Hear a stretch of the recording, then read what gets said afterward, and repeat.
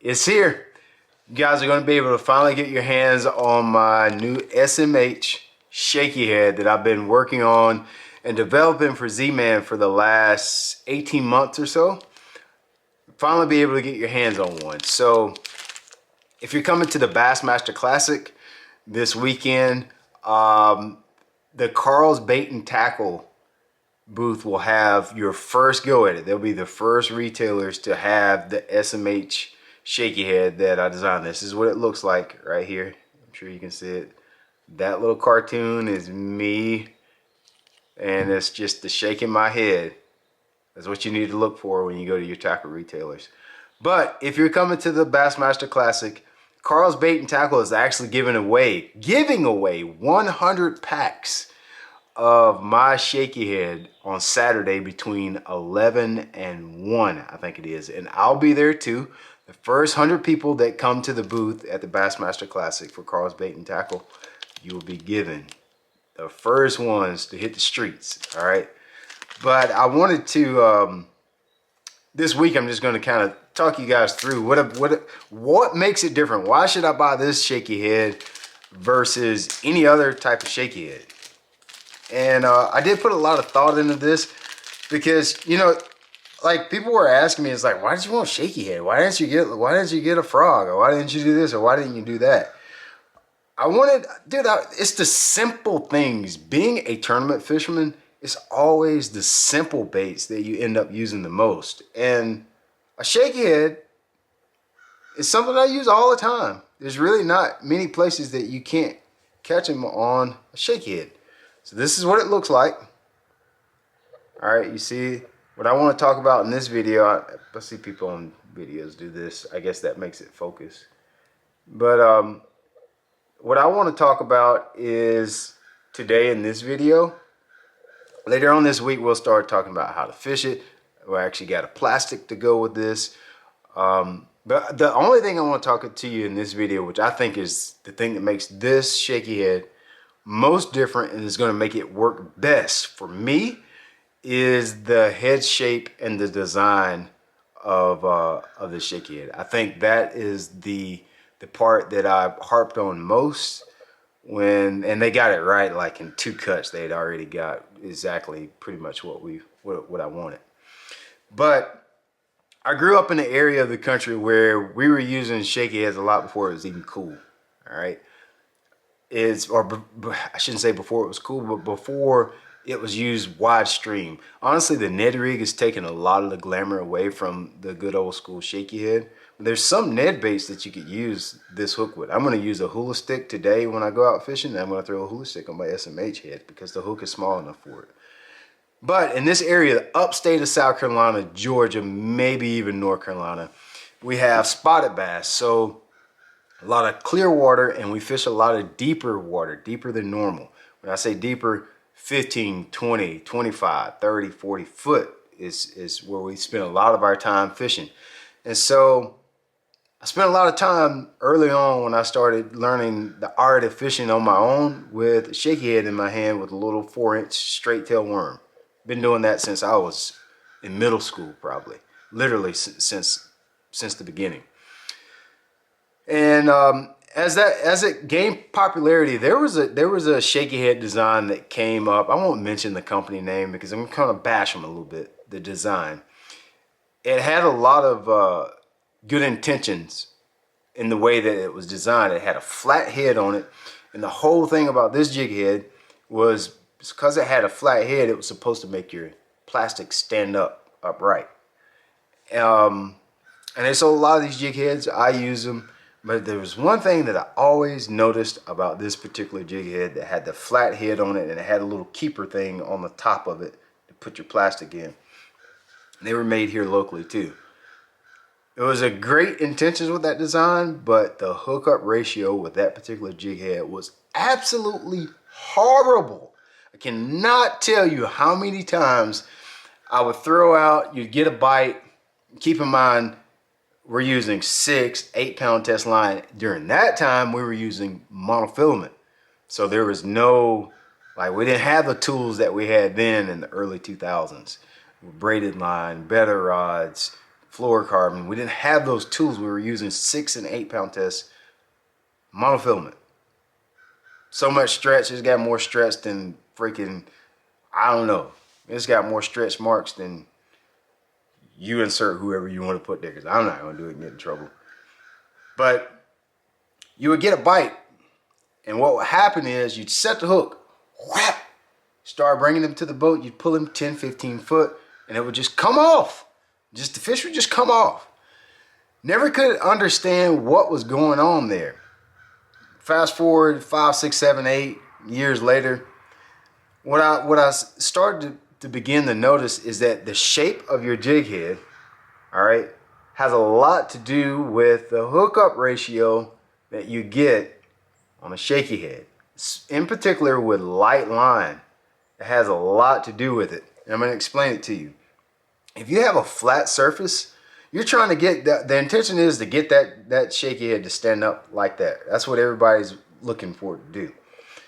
We'll talk about why I don't need that with this particular head in a second.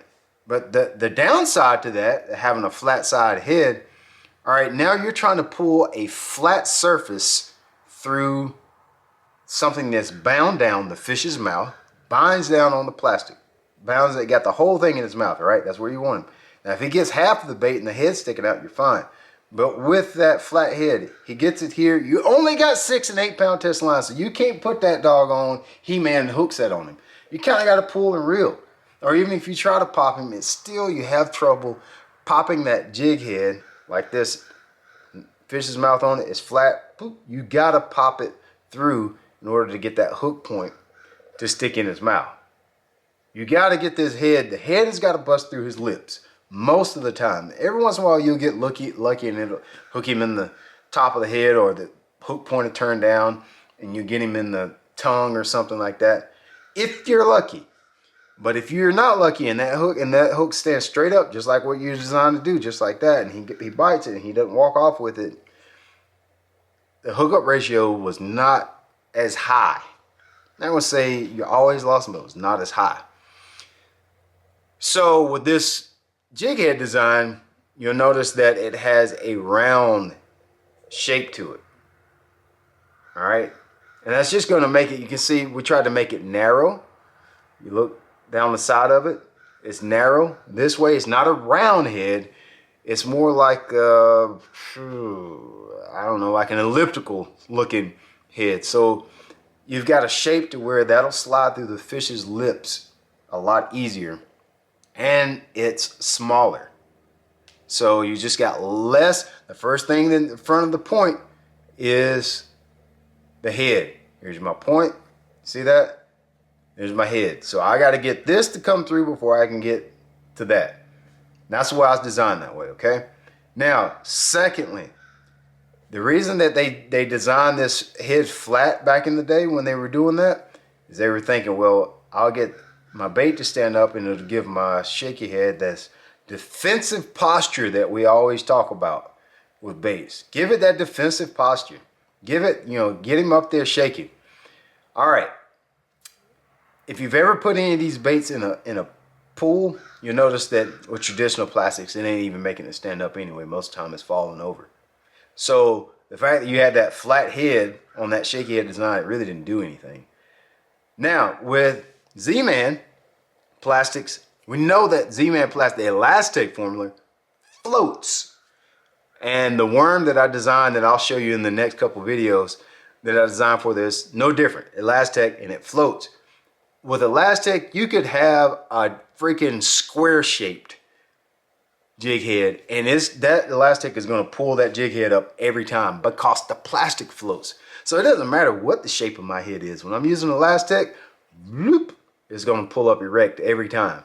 So I don't need a head shape design. I'm not relying on a head shape design to give me a stand-up motion if I so choose to have one. All right. So I didn't have to worry about that with this jig head design. The design and the shape of the head was designed primarily to increase your hookup ratio. Now, a couple other things, we did recess the line tie just a little bit. To be honest with you, initially I was kind of thinking that will help you with anytime you were fishing around rocks. But honestly, if you're fishing around rocks, it's just going to beat up the line. There's no way to really protect that. It's just going to beat up the line. But it is recessed because if I have less line tie sticking out, if I'm fishing around a snotty bottom or a little bit of grass around the bottom, if you guys fishing in anywhere where there's red clay, you know what I mean by a snotty bottom. The smoother this jig head is in profile, the less snot and grass that it's going to catch. So having it recessed, that's just less metal sticking up above the jig head and just making it more compact. So I'm still winning there. Will it protect your line tie from knots? Probably not. Okay, probably really not, because your line tie is still sticking out there. And lastly, the head design, the circumference at the back of the jig head is kind of hard to see here, but you'll see it when you get it in person. It's flat, which makes it really easy to, when I butt my plastic up to the head, I can put a little bit of super glue on there and I get full contact. If it was round, it's hard to get full contact on your plastic when you're sticking it on there.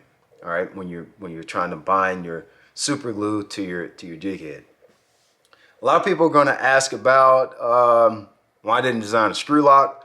If you look in the next video that I'll talk about tomorrow, we'll do another video going down the jig head, talking about the hook, the keeper, and why I chose not to use a screw lock. I never use a screw lock for shaky head fishing, and we will talk about that in the very next video. Okay, so come back tomorrow, and hopefully we'll actually be out on the water, because I'm actually going out on the water right now.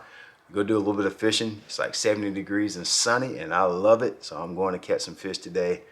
We'll discuss that part. But the bigger part, if you're coming to the Bassmaster Classic, Karl's Bait and Tackle, their booth. Look them up on the booth menu looking thing, the little bulletin that they give you at the door. Find it between 11 and 1 o'clock. The first 100 people, they will be giving away the new SMH shaky head at their booth. You can get your hands on them. All right, that's what they look like. SMH, I think you guys are going to like it. I've had a lot of fun on this project. All right, see you guys this weekend at the Bassmaster Classic.